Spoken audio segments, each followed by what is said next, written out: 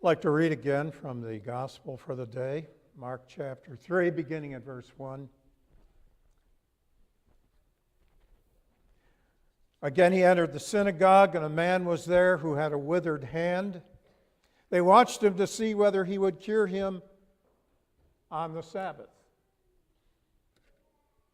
so that they might accuse him. And he said to the man who had the withered hand, "Come forward." Then he said to them, "Is it lawful to do good or to do harm on the Sabbath? To save life or to kill?" But they were silent. He looked around at them with anger. He was grieved at their hardness of heart and said to the man, "Stretch out your hand."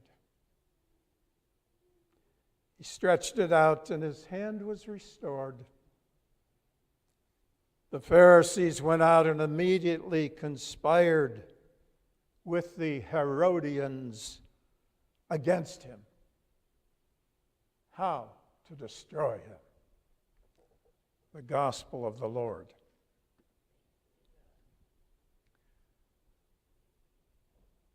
Crossword is an interesting word. It's been discovered, by the way. You're not the only crossword church around. I guess you know that if you read the signs along the highway.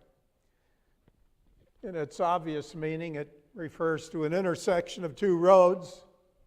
In our case, County Road 220 and east-west, whatever it is, I forgot. But it's obvious, I think, when you think about it, that when a church calls itself Crossroad, it's not primarily about geographical location. This is not about a destination on your MapQuest. There's a spiritual implication in the word crossroad. Maybe it has something to do with cross? Could it? Could it be that crossroad has something to do with cross? The gospel lesson for today, Jesus is at a crossroad. He's at a crossroad because he's in the crosshairs. Jesus has been emerging as a significant leader among his people. A healer, an exorcist, a teacher, a prophet, a messenger, and someone who kind of speaks and acts as though his Father owns the place. He's getting attention. He's making waves. He's precipitating reaction. And so Jesus goes to the house of prayer on Sabbath, as was his custom, synagogue. And it's a setup. His critics want to discredit him. And how better to discredit Jesus than to show he really doesn't observe the Sabbath traditions of his people. The commandment, you shall remember the Sabbath day to keep it holy. 6 days you shall labor and do all your work. The seventh is a Sabbath to the Lord your God. And of course, by the time that Jesus came into history, you had a whole catalog of subtle interpretations of what work should be defined as on the Sabbath and what would be allowed on the Sabbath. So you had an incredible catalog of permissions and prohibitions surrounding a very simple commandment. Take a break once a week. Give your body, mind, and spirit rest. And oh, by the way, treat your workers and animals the same way. You know, just a very humanitarian commandment in favor of life in its more flourishing, fulfilling ways. So it's a setup. Jesus is in the crosshairs. Let's see if he'll heal this man with the withered hand. Well, Jesus reads the situation quite clearly. As you military guys might say, he had SA, situational awareness. So he cut to the chase and he confronted them. Is it lawful to do good or to do harm on the Sabbath? To save life or to kill? Is the Sabbath against saving life? That's the question. But they were silent. They had no answer. Why? Because they had an agenda. And the agenda was to discredit Jesus. They had an agenda. It was a political agenda. They didn't want alternative leadership. They wanted control. They wanted it their way. They wanted their words, their interpretation, their politics, their policies, their piety to be the dominant force. In another context in the Gospels, we read this little summary of what constituted the Pharisees. And by the way, they were very close to Jesus in so many ways, their respect for Scripture and the Bible. And Jesus said to the crowds and to his disciples, the scribes and the Pharisees sit on Moses' seat. In other words, they occupy the positions of authority in terms of interpreting the law. Therefore, do whatever they teach you and follow it, but do not do what they do, for they do not practice what they teach. They tie up heavy burdens hard to bear and lay them on the shoulders of others, but they themselves are unwilling to lift a finger to move them. They do all their deeds to be seen by others. And that's the kicker.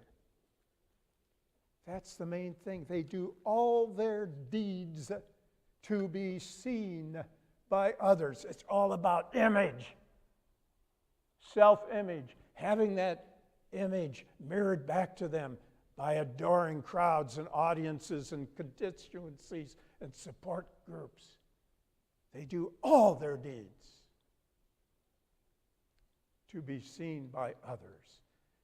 Egocentric, self-absorbed, idolatry. Did you get that? Idolatry.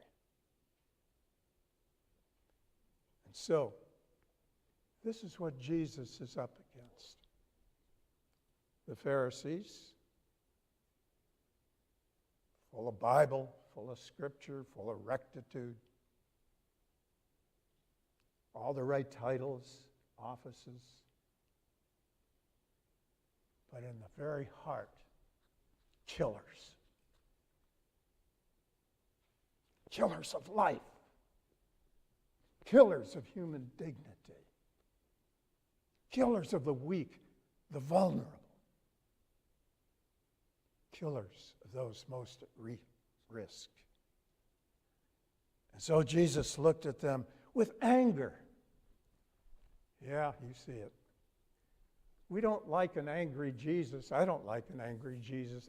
That just kind of blows us away to think of Jesus being angry. You know, I was raised with little ditties like gentle Jesus, meek and mild, blah, blah, blah. There's also the Jesus who can feel a deep sense of holy outrage when he sees the will of God defied in the name of God, in the name of Bible, in the name of religion, in the name of high and holy principle. Yes, Jesus has a holy outrage when he sees human beings being denigrated, run over, ignored, dismissed, set aside, degraded in the name of some super righteous agenda. Yes, he was angry. He was grieved at their hardness of heart and said to the man, "Stretch out your hand." He stretched it out, and his hand was restored. And with this action, with that compassionate invitation of Jesus to come to the God of life, the God of wholeness, the God whose kingdom he's serving, to come to this God with his brokenness and impairment in the faith that life could begin anew. In that action, Jesus himself makes a decision at a crossroad, his crossroad, a costly decision about the shape of his ongoing mission. It is a mission that will be in total solidarity with the poor, the weak, the vulnerable, the sick, the insane, the crippled, the nobodies, the sinners, the outcasts, those that the established powers of the day considered to be unclean, unholy, the losers. They deserve what they've got. Jesus made a choice. He came to his crossroad in the crosshairs of the power structure of his day.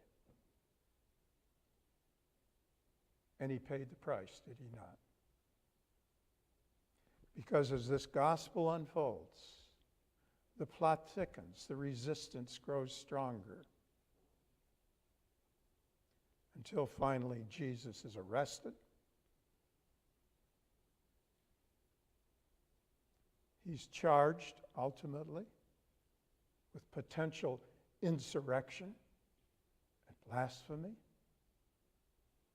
railroaded through the mockery of a trial, hauled before the imperial authority of the mighty Roman Empire, Caesar's man, Pontius Pilate in Judea, with the king of the Jews, King Herod, playing into. And then finally nailed to a Roman torture rack shaped as a cross, with the indictment, Jesus of Nazareth, the King of the Judeans. Is it not humbling? Is it not awesome to think that this Jesus was so aligned with God's own gift of life that he was willing to suffer the taking of his own life so that you and I could have that life and live that life and receive that life and bring all that is withered in our lives to this God of the gospel, to receive the gift of wholeness and forgiveness and new beginnings. Because the crossroad of Jesus ultimately presents you with a crossroad. Do you want to be sick or well? It sounds like a dumb question, doesn't it? That's not a dumb question. Some of us love our sickness. We love having those things we can complain about forever and ever. You know, you've heard of pity parties. Doesn't stop there. Woody Allen joking about, 40 years of therapy. Get over it, Woody. There must be more than that. Do you want to be sick or well? What's withered up in your life?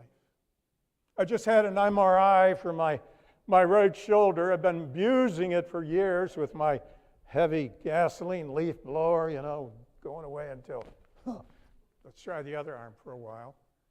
That's for starters. Torquing, industrial strength bolts and not knowing when to give in. Until finally about a month ago, I overdid it. So now I walk around with some cortisone in the shoulder. Got to see my therapist.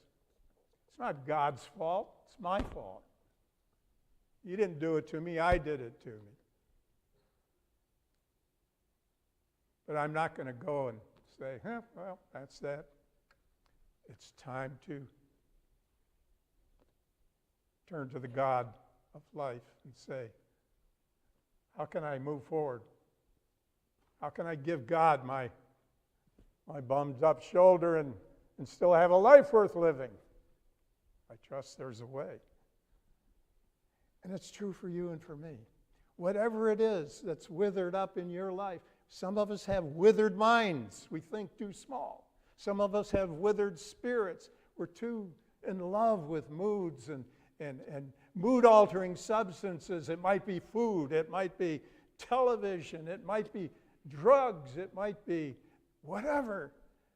We all have something that's withered up and not working right in our lives. And Jesus is here in behalf of life with a question: is it lawful to do good or to do harm on the Sabbath? Is it okay in church for people to get well, to get happy, to get real with God and with one another? To know that they're at a crossroad. And yes, we have to decide at this crossroad whether we're going to be whole and well and alive or just keep on keeping on with the same old, same old. To save life or to kill. Stretch out your hand. Stretch out your brokenness. Stretch out your witheredness.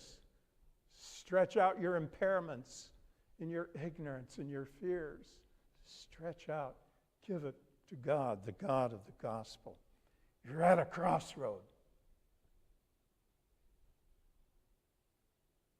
The cross road for you. A televangelist made the news this past week. Maybe you saw it. Forget his name. Big Texas televangelist. He made news because he's inviting his followers to help him get a $54 million private jet plane so he can bring the gospel to the world with as great efficiency and expeditiousness as possible. It made news. Even the secular media kind of thinks there's something wrong with that picture. What really got me was when he said, if Jesus were here today, he would be flying around the world in a $54 million jet, proclaiming his gospel.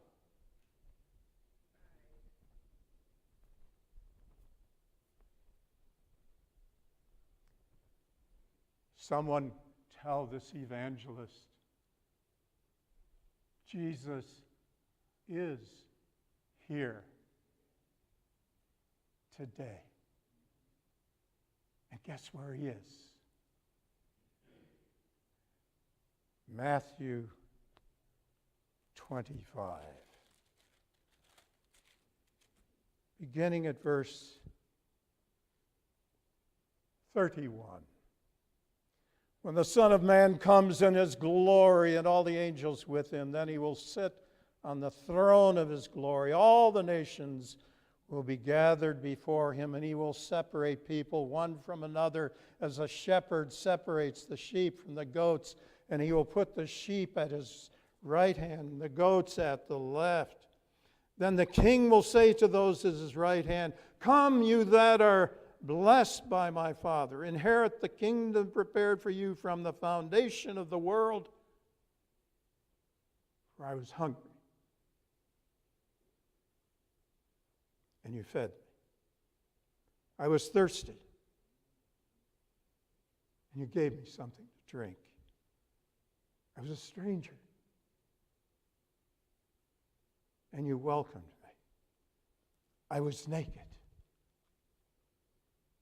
and you gave me clothing. I was sick, and you took care of me. I was in prison, and you visited me. Then the righteous will answer him, Lord, when was it that we saw you hungry and gave you food, or thirsty and gave you something to drink? And when was it that we saw you a stranger and welcomed you, or naked and gave you clothing? And when was it that we saw you sick or in prison and visited you? And the king will answer them, truly I tell you, just as you did it to one of the least of these, my brothers and sisters, you did it to me. Because Jesus is here today. You don't need a $54 million personal jet. You need to give a damn. You need to care. You need to get angry with Jesus when this world is dismissive toward the weak, the needy. You know, I think of the mother appealing for asylum at the Mexican-American border with what's left of her family. Already, 2 family members murdered by gangs back in Honduras. And I've walked in those slums, so I know it's real. And so what's our response? To separate the remaining children from the parent because a federal law has been broken? Well, yeah, I suppose a law has been broken. But what are laws for? To kick people in the teeth even more? Are we going to go with Jesus? No. Any valid law is for life and health and wholeness and sanity and recovery and the healing of families, not the destruction of families. We are at a crossroads, not only as individuals, but as Christian church in this society today, because the same kinds of forces that sought to destroy Jesus of Nazareth are the same forces we are up against in this country today, with blatant lying from top down about what we need to be about as a people. And so the question, is it lawful? Lawful to do good or to do harm on the Sabbath in the name of religion,